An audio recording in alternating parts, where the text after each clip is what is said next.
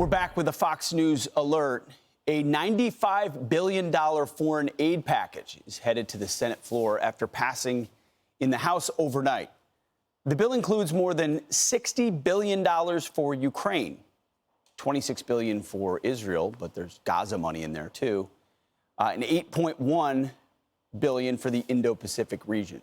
Of note, nothing for our southern border.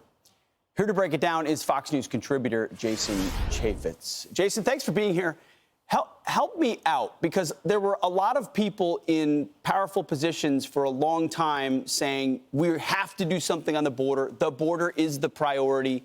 How then do we get this outcome with lots of money for other people's border, but nothing to enforce ours? I can't help you out there, Pete, because I don't understand it. I'm not in Congress anymore, but if I was there, I would vote no. I couldn't. Yeah, do I want to help Israel? Absolutely. Do I want to help Ukraine? Yes. Do I want to push back against Russia and China and other nefarious forces? Absolutely.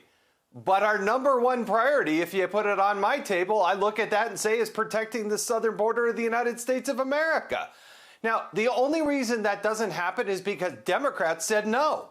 And the Republicans have to go out there and make that case and remind people that's how adamant they are. The Democrats will not do anything to help lock down the border. But I still think you have to hold the line. And I have great respect for the people who did vote for this, but it is just wrong to not prioritize the southern border. You know, Jason, you've been a chairman. You know what that pressure's like. Is it just so much pressure? Yeah. I mean, to stare down the other side and say, no, we're not going to let you wave your little Ukrainian flags until we secure our border here. Is it just over time they wear people down like Speaker Johnson? How does that, I know you said you don't know, but what's that pressure like? The pressure is immense. You want to go along to get along there in Washington, D.C., but you had a lot of principled people who voted no. And again, I think there's some good people who probably voted yes, who do care most about Ukraine. The number of flags, the Ukrainian flags flown on the floor of the House of Representatives, are you kidding me? Well, I just don't understand. I mean, that's where you have to hold the line and say, no, I'm not going to vote for this until we take care of America first. That's where I would be. That's where I think a lot of them are, but not enough of them, Pete. Not even close. You're exactly right. I mean, it's a demonstration of what the Democrat Party is most interested in. It is Ukrainian funding and not our people. I want to get to one other portion of what passed in that bill as well. Here's the headline from the New York Post. It said, TikTok ban now inevitable after House overwhelmingly passes a bill forcing a sale.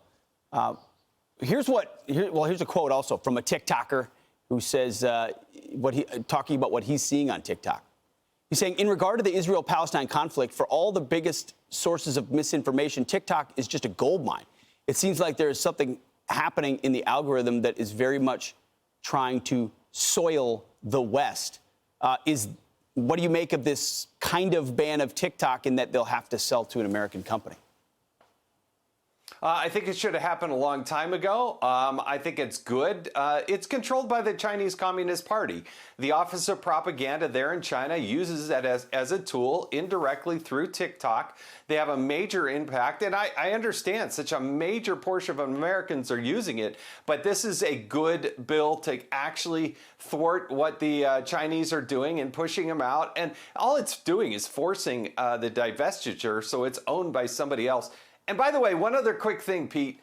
We had this discussion about TikTok, but also about the other funding aid. How come we never have a discussion in this country about where we're going to cut spending at other places to fund these types of priorities? We never have that discussion. Well, that's a whole nother thing. I mean, we're 35 trillion, I think, is the number now. Like, we're so far gone from reality that I think they've just stopped caring about it, stopped discussing it. And someday those chickens are going to come home to roost. I don't know when. But good point. Absolutely. Jason, thank you very much for your time. Great to see you. I'm Steve Ducey. I'm Brian Kilmeade. And I'm Ainsley Earhart. And click here to subscribe to the Fox News YouTube page to catch our hottest interviews and most compelling analysis.